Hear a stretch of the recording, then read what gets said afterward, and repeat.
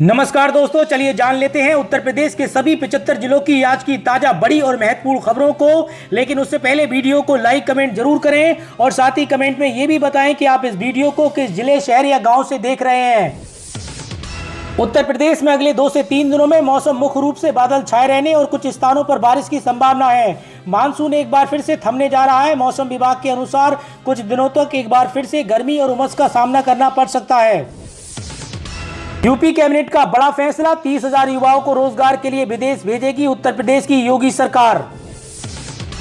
प्रधानमंत्री किसान सम्मान निधि योजना में अगली किस्त की डेट को लेकर कोई ऐलान दूसरे हफ्ते के बाद यानी 14 जुलाई के बाद कभी भी हो सकता है। वैसे भी प्रधानमंत्री नरेंद्र मोदी 5 देशों की यात्रा पर हैं और 9 जुलाई को उनके स्वदेश लौटने की योजना है। पीएम किसान सम्मान निधि योजना की 20वीं किस्त को लेकर कुछ अपडेट आ रहे हैं। 4 महीने से ज्यादा समय से 20वीं किस्त का इंतजार कर रहे किसानों को जल्द ही 2,000 रुपए की राशि मिल सकती है।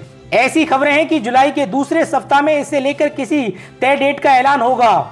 वहीं देरी का एक और कारण यह भी है कि इस बार सरकार की ओर से किसानों को कुछ निर्देश दिए गए हैं, जैसे ई-केवाईसी, बैंक आधार लिंकिंग की अनिवार्यता। बहुत से रजिस्टर्ड और योजना के लिए योग्य किसान ऐसे हैं जिनकी ओर से किस्त आने से पहले ये काम नहीं निपटाए गए हैं। ऐसे में सरकार ने कुछ और समय दिया है ताकि सभी योग्य किसानों को उनकी किस्त का पैसा इसी इंस्टॉलमेंट में मिल जाए, ना कि उन्हें इस बार खाली हाथ रह जाना पड़े।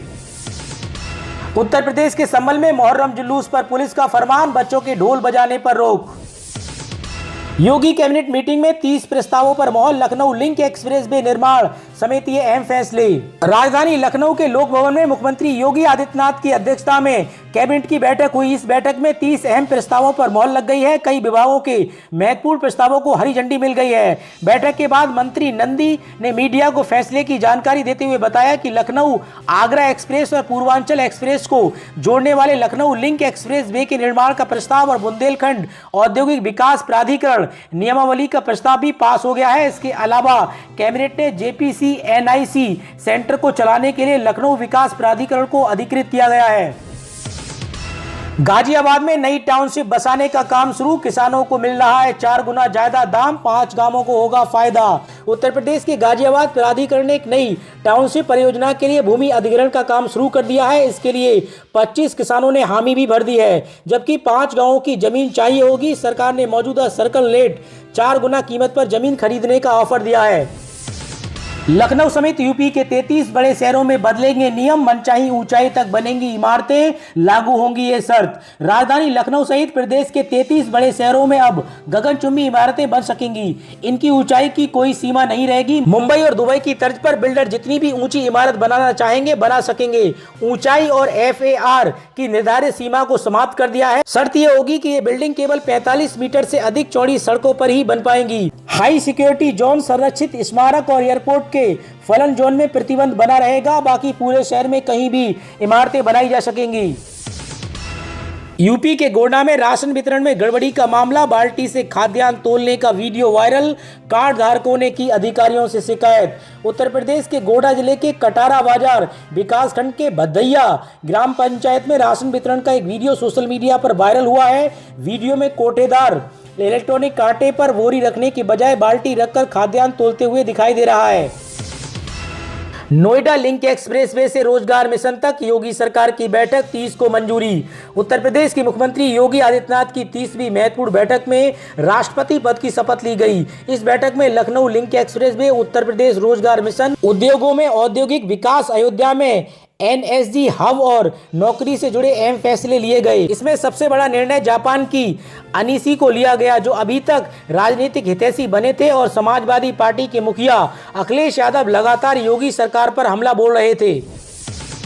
कोर्ट मैरिज के बाद जबरन पढ़वाया निकाह, फातिहा कराया धर्म परिवर्तन, पति और मौलवी समेत 7 गिरफ्तार। उत्तर प्रदेश के प्रतापगढ़ में जबरन धर्म परिवर्तन कराने के मामले में पुलिस ने कार्रवाई की है। मामला संज्ञान में आने पर पुलिस ने 7 आरोपियों को गिरफ्तार कर जेल भेज दिया है। मामले की विवेचना में पुलिस जुट गई है। कंदई इलाके की रहने वाली युवती को गांव के ही एक युवक बहला फुसलाकर घर से भगा ले गया। कोर्ट मैरिज करने के बाद सुल्तानपुर में अपने मामा इसराइल के घर 25 मई को जबरन निकाह फातिहा पढ़वाते हुए धर्म परिवर्तन करा दिया। धर्म परिवर्तन का विरोध करने पर पति समेत ससुराल वालों ने उसके साथ बदसलूकी भी की। सुप्रीम कोर्ट से जीत, अब नोएडा में इन इलाकों में गरजेगा बुलडोजर, वाहन चालकों को जाम से मिलेगी राहत। नोएडा के सेक्टर 99, 100 को सेक्टर 46, 47 से जोड़ने वाली सड़क का निर्माण कार्य जल्द शुरू होगा। सुप्रीम कोर्ट ने प्राधिकरण के पक्ष में फैसला दिया है, जिससे अवैध निर्माण हटाने का रास्ता साफ हो गया है। इस सड़क के बनने से हजारों वाहन चालकों को सुविधा होगी और यातायात सीधे सेक्टर 98 तक जा सकेगा।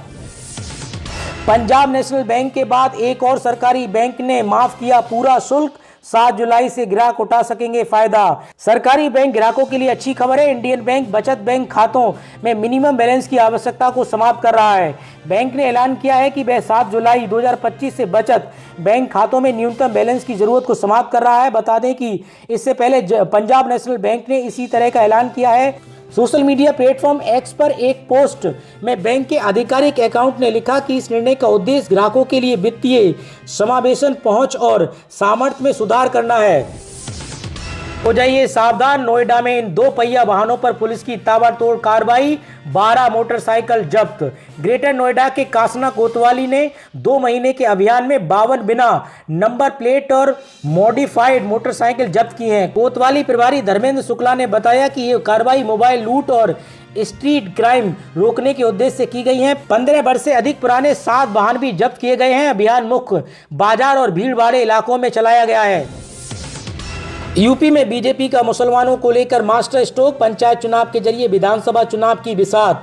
भारतीय जनता पार्टी ने इस बार उत्तर प्रदेश पंचायत चुनाव 2026 में मुस्लिमों को समर्थन देने का फैसला लिया है। प्रतिपक्षी लेकर पार्टी का अल्पसंख्यक मोर्चा इंटर कॉलेज में छोड़ दिया गया है। मोर्चा इस बार हजारों मुस्लिमों का समर्थन चाहता है। इस संबंध में यूपी बीजेपी अल्पसंख्यक मोर्चा के प्रदेश अध्यक्ष कुमर बासित अली ने साफ कहा है कि पंचायत चुनाव में मुस्लिम समुदाय का समर्थन दिया जाएगा। पार्टी की ये योजना करीब 3000 ग्राम प्रधान पद और 100 से अधिक जिला पंचायत सदस्य पद पर मुस्लिम मुद्दों को समर्थन देने की सूची है। यूपी में पूर्व सैनिकों और होमगार्डों के लिए नौकरी हुई आसान, योगी कैबिनेट ने बदल दिए नियम। उत्तर प्रदेश सरकार ने पूर्व सैनिकों और होमगार्डों को रोजगार देने के लिए अहम फैसला लिया है। अब उन्हें सार्वजनिक संस्थानों में बिना जेम पोर्टल के सीधे नौकरी मिल जाएगी। पहले जेम की वजह से सीधे भर्ती रुकी हुई थी, क्योंकि निविदा में दिक्कतें आ रही थी। विभाग चाहे तो पूर्व सैनिकों और कल्याण निगम के सीधे सेवाएं ले सकते हैं, जिसके लिए उन्हें 5% सर्विस चार्ज देना होगा। यूपी में 111 किलोमीटर लंबा कांवड़ यात्रा मार्ग, यूपी रोजगार मिशन गठन, JPNIC को LDA को सौंपा। योगी सरकार ने कैबिनेट में लिए अहम फैसले।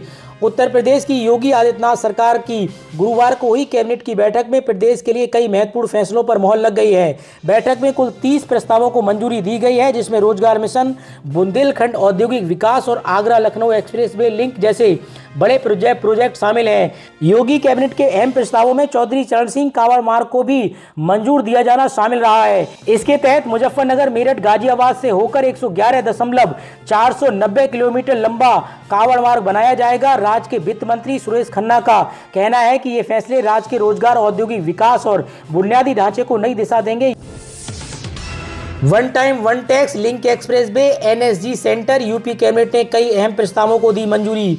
उत्तर प्रदेश सरकार ने कई महत्वपूर्ण प्रस्तावों को हरी झंडी दे दी है, जिनका सीधा असर प्रदेश के विकास, रोजगार सृजन और सुरक्षा व्यवस्था पर पड़ेगा। इन फैसलों से आगरा लखनऊ एक्सप्रेसवे को पूर्वांचल एक्सप्रेसवे से जोड़ने वाला लिंक एक्सप्रेसवे, अयोध्या में NSG हब सेंटर का निर्माण और उत्तर प्रदेश रोजगार मिशन का गठन शामिल है। प्रदेश में गाड़ियों के वन टाइम टैक्स से जुड़े प्रस्ताव को मंजूरी मिली है। अब तक 3.5 टन भार वाली गाड़ियों पर वन टाइम टैक्स लगता था, जिसे अब बढ़ाकर 7.5 टन भार तक की गाड़ियों के लिए लागू किया जाएगा। इससे राजस्व में वृद्धि और परिवहन विभाग के टैक्स स्ट्रक्चर में बदलाव आएगा। इंटीग्रेटेड फाइनेंशियल मैनेजमेंट सिस्टम बनाने के प्रस्ताव को भी मंजूरी दी गई है।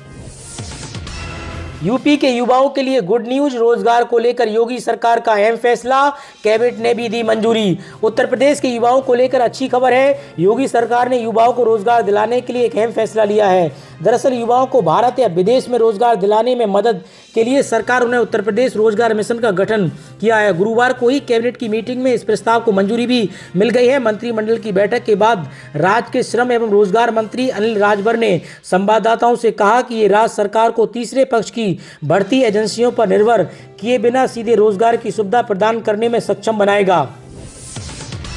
सावन कावड़ यात्रा की तैयारी पूरी। प्रयागराज में कावड़ यात्रा को लेकर डीएम ने कसी कमर। श्रद्धालुओं के लिए सुरक्षा और सुविधा का विशेष प्रबंध। संभल में मुहर्रम जुलूस पर पुलिस का फरमान, बच्चों के ढोल बजाने पर रोक। उत्तर प्रदेश के संभल में पुलिस द्वारा मुहर्रम जुलूस को लेकर जारी एक आदेश विवादों में आ गया है। पुलिस ने मुस्लिम समुदाय से बातचीत के बाद कई फैसले किए हैं। पुलिस ने स्पष्ट किया है कि मुहर्रम में बच्चे ढोल लेकर नहीं चलेंगे, क्योंकि उन्हें खुशी में बजाने का पता होता है, लेकिन वे गलत रूट पर जा सकते हैं। पुलिस ने यह भी कहा है कि कोई भी आपत्तिजनक नारे नहीं लगाए जाएंगे जिससे किसी भी अन्य व्यक्ति की धार्मिक भावनाओं को ठेस पहुंचे। आजमगढ़ में अखिलेश का नया आशियाना, नाम रखा पीडीए भवन। पूर्वांचल में बनेगा समाजवादी पार्टी की रणनीति का मुख्य केंद्र। उत्तर प्रदेश के आजमगढ़ में समाजवादी पार्टी के मुखिया अखिलेश यादव ने अपने नए आवास और कार्यालय का उद्घाटन किया। इस कार्यालय का नाम पीडीए भवन रखा गया है, जो न केवल उनका दूसरा स्थायी ठिकाना बनेगा, बल्कि 2027 विधानसभा चुनाव से पहले पूर्वांचल में समाजवादी पार्टी की राजनीति का भी एक प्रमुख केंद्र होगा। अभी आजमगढ़ जिले में 10 विधानसभा की सीटें हैं और 2 लोकसभा की सीटों पर समाजवादी पार्टी का कब्जा है। इसे जेल में डालो, साधुओं पर बकवास कर रहा है। सपा नेता एसटी हसन के बयान पर भड़के मुजफ्फरनगर के यशवीर महाराज। कावड़ यात्रा शुरू होने से ठीक पहले उत्तर प्रदेश के मुजफ्फरनगर जिले का माहौल गर्मा गया है। यहाँ लोग साधना आश्रम के महंत स्वामी यशवीर जी महाराज के द्वारा कावड़ मार्ग पर पहचान अभियान चलाया जा रहा है, जिसके तहत उनकी टीम के लोग होटल, ढाबों और रेस्टोरेंट आदि पर जाकर उनके मालिकों और वहाँ काम करने वाले कर्मचारियों के आधार कार्ड चेक कर उनकी पहचान कर रहे हैं। यशवीर महाराज का कहना है कि पुलिस ने उनकी टीम के 6 सदस्यों को नोटिस दिया है, जिसका जवाब दिया जाएगा। लेकिन अगर पुलिस प्रशासन इस मामले को लेकर उनकी टीम के सदस्यों के विरुद्ध मुकदमा दर्ज किया तो इसका पुरजोर विरोध किया जाएगा और उत्तर प्रदेश ही नहीं पूरे देश में बड़ा आंदोलन किया जाएगा। वहीं समाजवादी पार्टी के नेता एसटी हसन द्वारा कावड़ यात्रा मार्ग पर स्थित दुकानों पर नेम प्लेट लगाने को लेकर दिए गए बयान पर यशवीर महाराज ने तीखी टिप्पणी की। उन्होंने कहा कि जिस खेत में जैसा बीज बोया जाएगा फसल वैसी ही पैदा होगी। समाजवादी पार्टी सनातन विरोधी है।